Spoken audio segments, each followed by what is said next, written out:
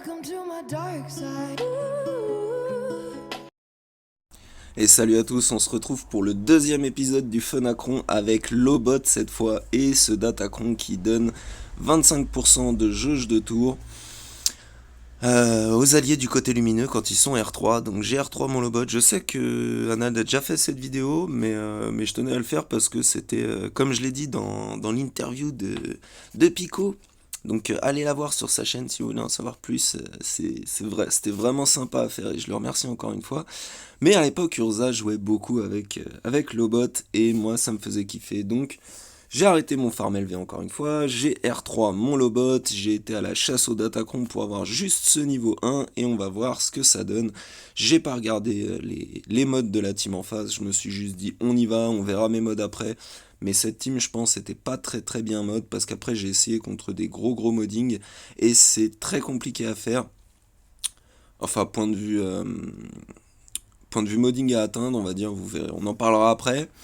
Donc là, LV et Maul jouent, on se cleanse, on va marquer le DKT. Alors là, c'est toujours la question, est-ce qu'on fait le boost TM avec le DKT Bon là, bien sûr, il assiste pas, c'est génial, donc ça se passe bien. Là, j'ai décidé de faire le boost TM. J'avais pas envie de prendre une riposte tout de suite, donc bon.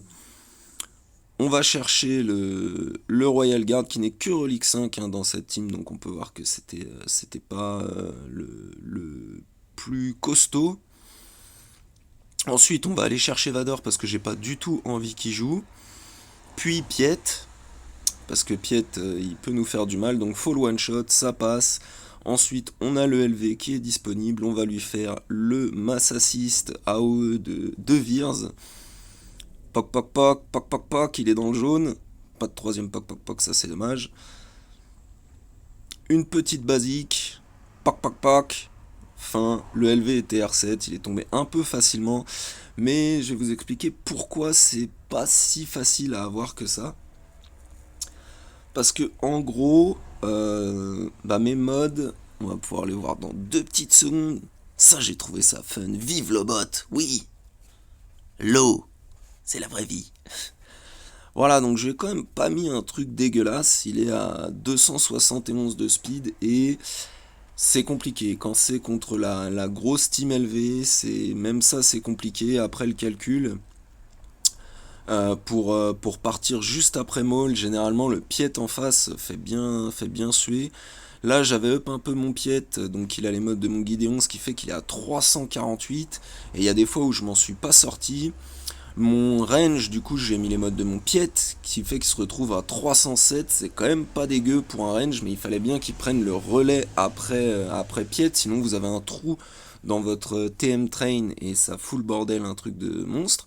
280 pour le Dark Trooper, bon lui il fait le lien du coup avec le 307 et il envoie des patates de forain, ça c'est parfait, c'est son boulot, il doit tuer tout le monde. Et le dernier, donc c'est Virs, nous on s'en fout un peu. Moi j'aime bien qu'il joue en dernier pour faire le mass assist. Si on voit qu'il y a quelque chose qui se passe mal, au moins on a plié un perso.